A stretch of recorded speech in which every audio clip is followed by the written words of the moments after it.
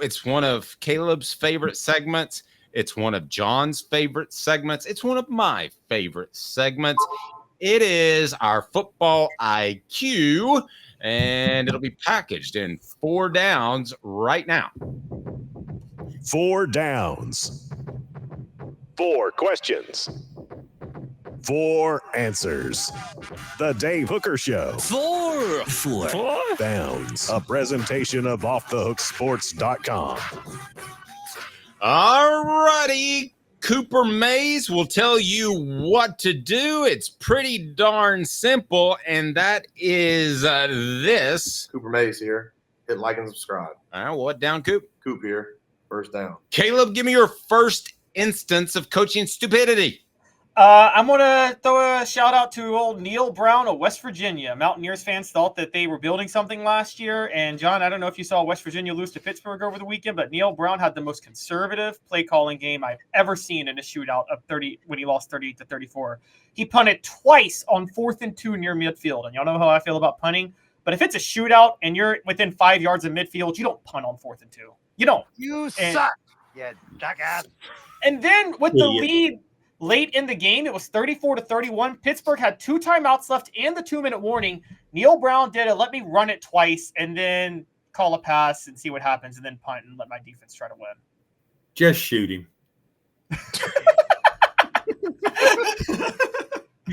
I can still remember the first time John ever said that on the air, and I recoiled in fear because it got to be funny over the years. But the first time he said it, I was like, whoa, is that too strong? Cooper Mays here.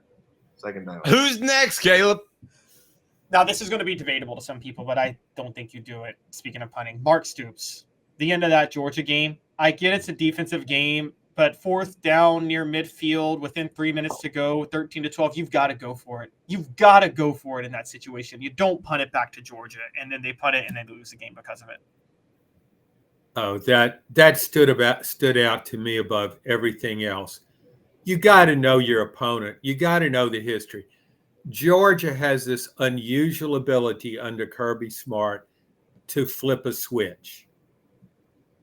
It just, we need to go win the game now. Flip the switch. We win. I mean, at no point in that game did I think Georgia would lose. We've seen Georgia do this before. I knew that they weren't going to dominate Kentucky like they could have. So you're Mark Stoops. Do you really want to? This is your chance. This is as good of a chance as you'll ever have to beat Georgia.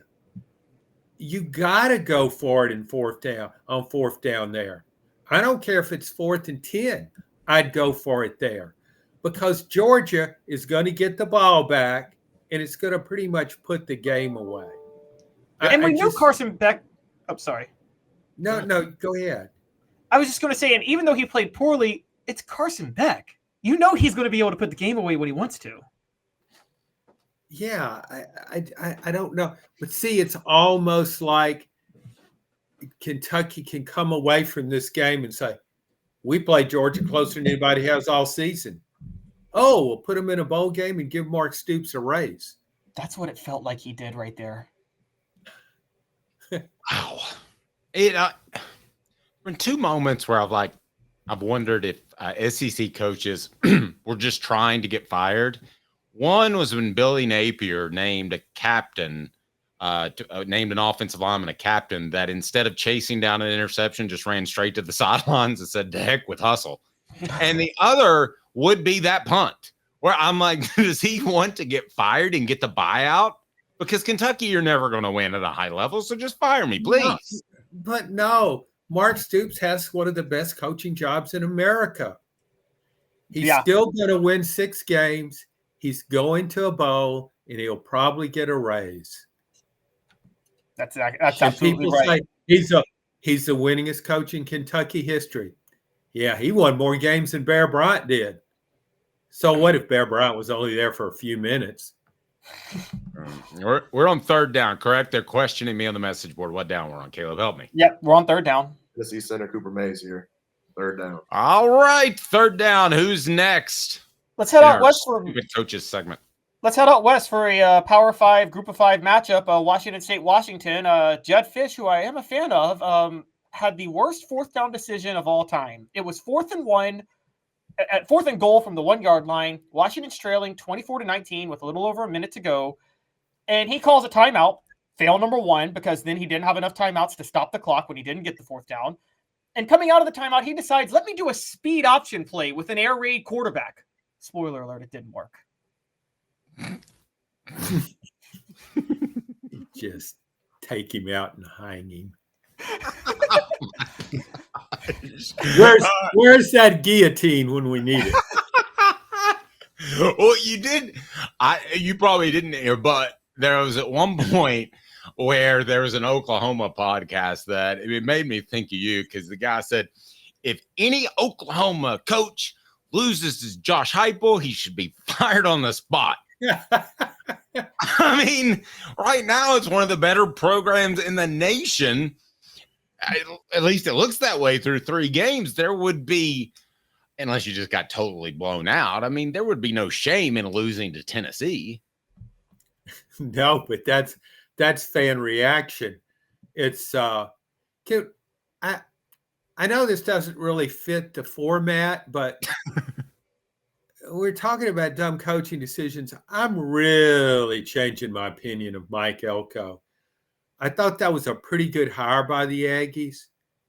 Okay, we saw his offense, and we saw Connor Wegman in that season opener against Notre Dame, the team that lost to Northern Illinois.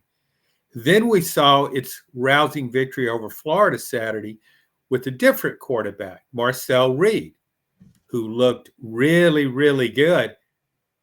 Mike Elko's not sure who's he's going to start this week. It's a really tough call. I mean, I'm not sure Connor, huh? Josh Heupel did this. Josh Heupel did the same thing in 2021 after Hendon Hooker and Joe Milton both played. He said, "I'm not sure who I'm going to play against Missouri to open October." We all knew it was going to be Hendon Hooker. He was the better one. Well, we would think it'll be, but see, I couldn't understand why in the world watching that Texas A&M Notre Dame game that Elko kept trotting Wegman out there. He was awful, just awful from start to finish. You've got 2 other backups that have proved themselves. Give one of them a shot, at least Basically, one series. No, I'm with you, John. Basically, the way things work, if Caleb and I both endorse a hire, like we did Brian Kelly and like we did Mike Elko, then it ends up blowing up in our face. When we're a little bit split, because I thought the Marcus Freeman hire was an awful hire. Caleb, I think you kind of liked it. I don't want to put words in your mouth. Well, then you're also horrible. So I guess that you were against you thought the Billy Napier thing was a bad hire, Caleb, right? Yes, because I saw Derek Dooley from the start with Billy Napier. So the thing I love about Napier, though, he's so detail oriented. Oh my goodness! Yeah. Good gosh, if I hear that one more time, John. You know what he should do after one of these post games when his team has been blasted by fill in the blank. Hold up a chart that shows what his players ate for breakfast that morning. Good idea. All right. Just to show how detailed he is. If they were to do like a monument of Florida coaches, they could do like a little line. They could do Steve Spurrier, known for the fun and gun. Then they could do Urban Meyer, known for an innovative offense and elite talent.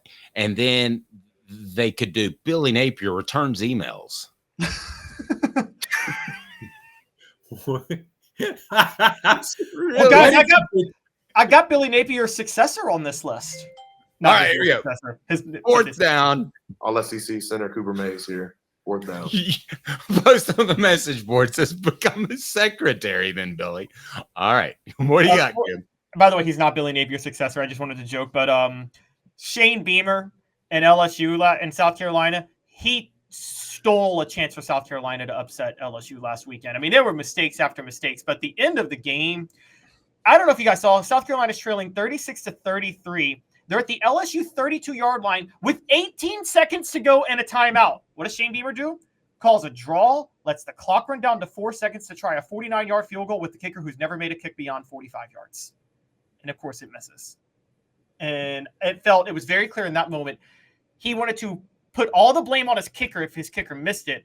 he was scared to put any blame on himself for maybe making the wrong call to try to make it easier field goal. He should be fired for that alone. No, you can't fire him because he amuses me too much on the sideline. Amen. Either way, when his team's doing great, he's sitting over there. Yep, here we come. Here we come. And then when his team is doing horribly, he's sitting over there. Here we come. We're the Gamecocks. You're not. Comment of the day from Elias. I'm sure Billy Napier makes a fine cup of coffee. Oh, man. But seriously, like Shane Beamer doing that, you got to get closer for a field goal, right? That's just basic rules, college football 101, that you can't let your kicker try 49-yard field goal that he's never made. I've seen other coaches, and I think it's stupid. Don't get me wrong. I hate it when coach heading up for a field goal too soon. First of all, this isn't the NFL, and you can't NFL, you get a chip shot field goal, the guy's going to make it. If he doesn't, he's fired. Okay, so he knows he's got to make it. In college, we see guys kick it under the crossbar from 30 yards times, and we don't know about the snap. Oh, wait, what was going on with that Kent State center in that Tennessee game? Golly, I really know. Weird. Well, Kenny Burns, the head coach again. That's like some CEO stuff. Yeah, it's kind of like he'd been, it's like he just wanted to show how. It's kind of like he wanted to show how strong he was, how good he'd been in the weight room. Watch this. I'm going to snap it 30 yards over the guy's head. And it'll only bounce once before it hits the end zone. Yes. So what you're saying is Joe Milton lined up at center that game. Sorry. One last one before you guys go. This is a fifth down, but I've got a good image of that, though. Joe Milton centering the ball to midfield on an extra point attempt. I can see that. You guys didn't torture yourself watching this game. I did, so you didn't have to. But Friday night, Kansas played UNLV, and they lost 23-20. But on their final drive, with a minute to go, Lance Leipold had all 3 timeouts left. He called 2 quarterback draws and used 2 timeouts right after that. So, of course, when he didn't get the first down, UNLV ran out the clock and won. Like, that is total bullshit. Bury him alive. All right. John, great stuff, buddy. Appreciate you as always. Hey, good job, Caleb, on those. You do a really good job finding these coaching errors. Well, I would give him credit, but it's not that hard. It's really not. If you watch a football game, it's so easy to find. This came to me from watching the Super Bowl, the Falcons Super Bowl against the Patriots, when everybody talked about how Tom Brady played so well. I'm like, yeah, but if you don't throw the ball on 3rd and 1 up 28-12 with 7 minutes to go, and if you don't throw the ball again in field goal range, Tom Brady can't make that comeback. I think, do you keep the record of your coaching blunders from week to week, Caleb, or do you just move on? I got them saved, yeah. Okay, I think maybe we could, in mid-season, we might want to have a mid-season honor roll. Oh my gosh, that's a good one. That's nice. That's nice. And then at the end of the year, we could have our college football playoff of idiots. 12, and we bracket it down. Who's the dumbest by the end of the year? I think we're on to something. I'm loving this, guys. Hit like and subscribe if you want to see the college football playoff of idiots. Bury them alive. All right.